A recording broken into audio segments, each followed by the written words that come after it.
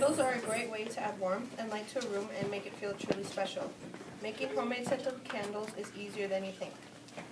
Today I'm going to show you how to make your own homemade scented candles, and I'm going to be telling you about the history behind the candles, the science of the candles, and how to actually make the candle.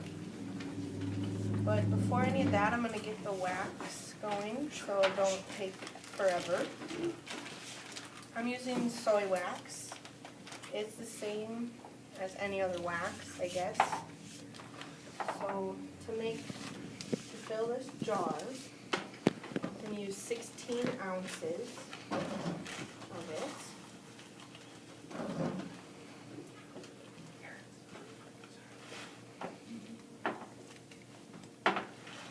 And you also want to add a color if you want your candle colored. Doesn't really matter.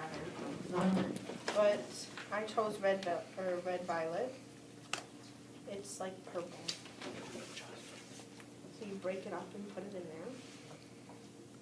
there. And then you put it in the microwave for like 2 minutes. Put it.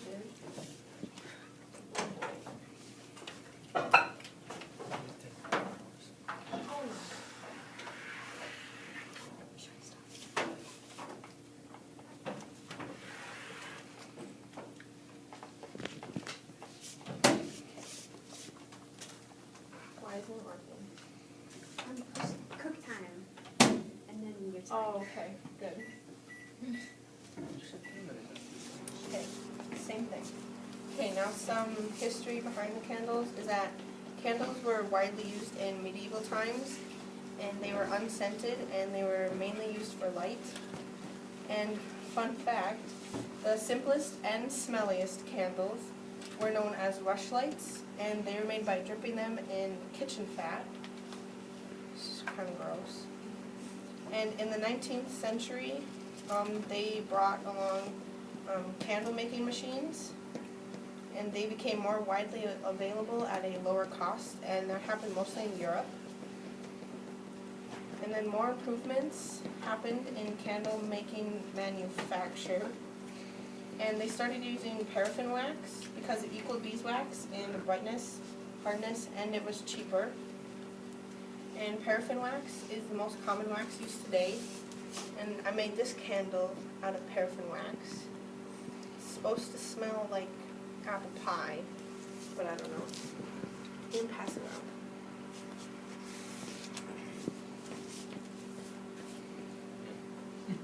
And now some science is that candles make light by making heat, so they were called incandescent lamps, I think. And the light produced by the candle comes from a chemical reaction called combustion, in which the wax reacts with oxygen in the air. And wax has a low melting point, so it instantly turns into hot liquid and vaporizes, which is why it melts and then hardens. And the heat from the flame travels in 3 directions at once by processes called conduction, convection, and radiation. And conduction carries heat down the wick to melt more wax at the top of the candlestick, and convection draws hot wax vapors from the wick and sucks oxygen from surrounding air into the flame. And now I have some temperatures that happen in the flame. So when it's lit, the wick is about 750 degrees Fahrenheit, and sometimes you'll see a blue and white outer edge, which is about 2,500 degrees Fahrenheit. And the bigger part of the flame, the middle, is about 2,100 degrees Fahrenheit. And there's sometimes a darker inner, and it's 1,800 degrees Fahrenheit. And then the other part of the inner is 1,400, and the body of the candle is 115 degrees. And then the pool of wax is about 140 degrees. Okay, now I'll show you how to make it. So, I have a wick, and you're going to want to make sure it has the metal part on it so it stays. And then I secured it with skewers, so when the wax is in, it won't move around. And while this is going, you can have Liza pick some scents. We have mulberry, or gardenia, you can smell them, and apple pie and jasmine. So they're kind of strong.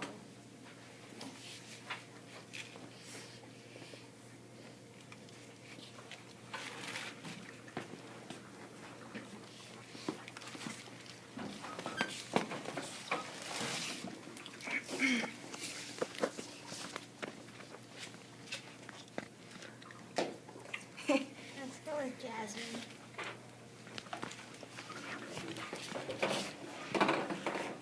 So we take the wax, which is almost melted. Okay.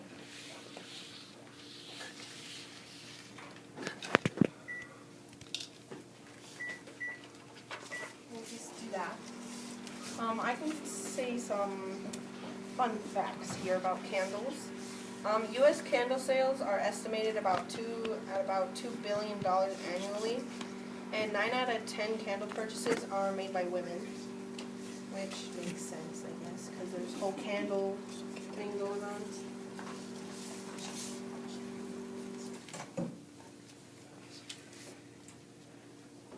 Okay, good. And then you're gonna want to stir it, and it's purple.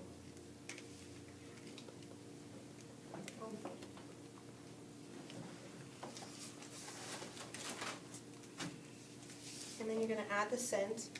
And they say to use 3/4 of an ounce, but I just guess.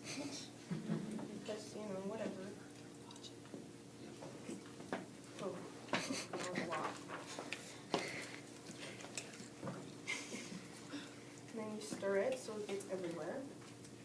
And then you're going to carefully pour it in, because it's hot.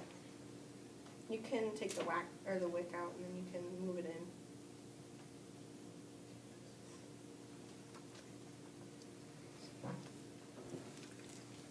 You can always use more wax. And then you put this in, Olivia, and you can move it around. And today I've talked to you about the history and science of a candle and how to make a candle. Now remember, relax with the wax.